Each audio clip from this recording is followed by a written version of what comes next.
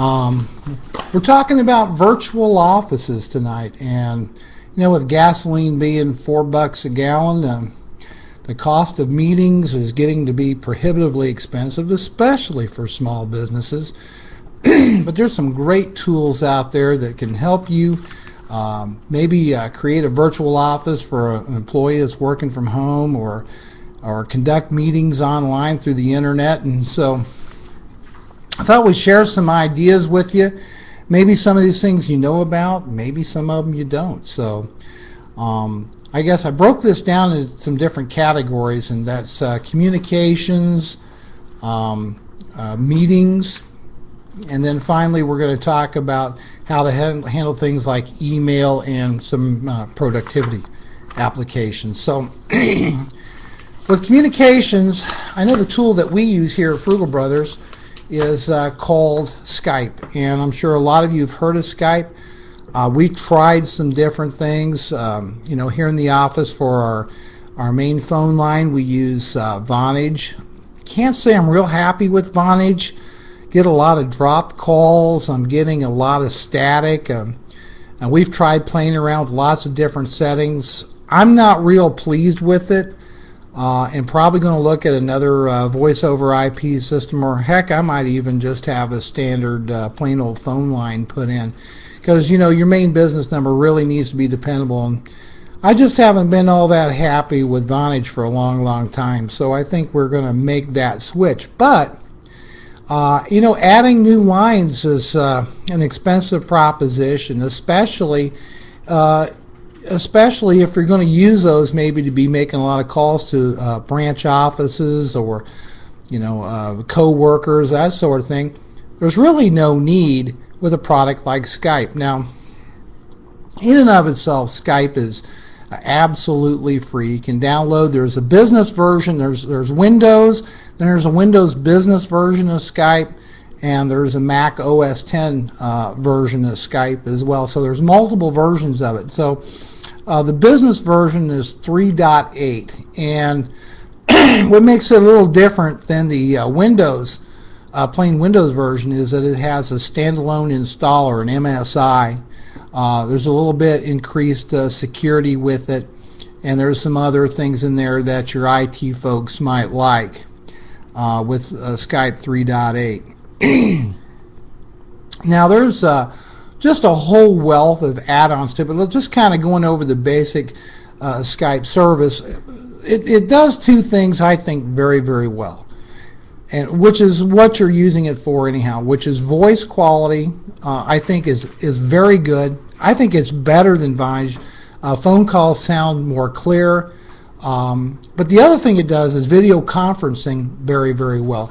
So with multiple employees having Skype accounts, you almost have a virtual PBX without bearing any cost, and it has some great video conferencing capability to it. Now I like it's the Pro 9000 from Logitech webcam. In fact, that's what I use when we're broadcasting the Frugal Technology Show, and that's what I'm using to create my videos. I had a DV cam, older one, but fluorescent lights and the lighting just threw the white balance off on the thing, and was giving everything kind of a reddish cast, and I just couldn't get rid of that. So we got this cam, and by the way, it's a totally awesome webcam. I got it on Amazon.com for around $80, and this thing can do high definition. It's got a built-in camera, the webcam. The sound quality on the internal mic's not half bad, but the quality of the video I think is just really dead on. Does it replace a $2,000 DV camera? No. But for our purposes, it does very well, and it works wonderfully with Skype. Now, there's other things out there like Yahoo Messenger. There's MS Messenger. Mac has iChat. There's AIM. There's all these things out there, and a lot of them some have video. Most of them have PC to PC phone calling. But I mean, this is Skype's business, and whereas this kind of an add-on feature to things like MSN Messenger and that sort of thing. And I got a chance to play around with the beta of Skype version 4, and this even seems to be more dedicated toward video conferencing, and that's a great way to run your business and have remote meetings with other employees or even clients. I think it's just a wonderful, wonderful tool. As far as affordability of the product, you make free calls, PC to PC calls. Anybody that's a contact that has Skype, you can call them, and absolutely no charge anywhere throughout the world. I used to have a vendor in Australia, and me and him would talk for an hour at a time on Skype.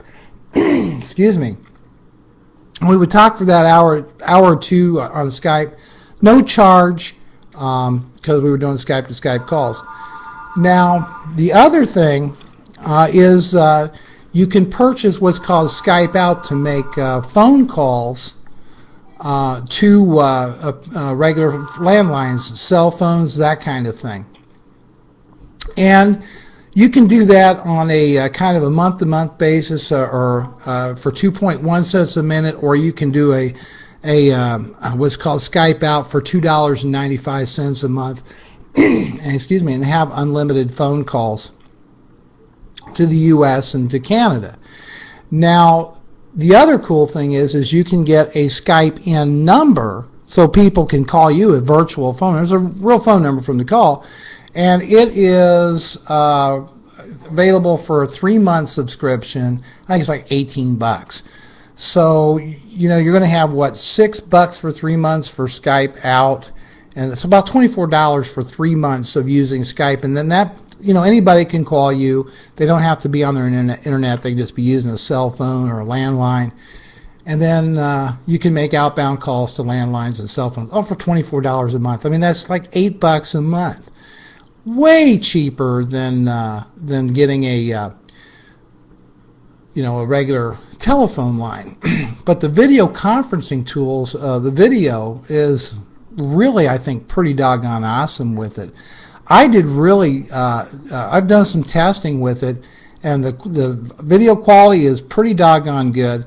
And having the phone conversation at the same time, I use the iMac over here, and I'm using the built-in internal microphone on that, so it's hands-free. But I can use a Logitech headset if I want. There's also some tools with Skype that allows you to use, like I think Nokia has a phone that works with Skype.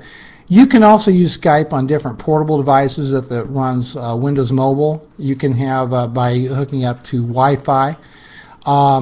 There's also another version of Skype for your laptop that you can take. There's Skype phones, cordless phones that you can hook through USB to your computer. That's all great.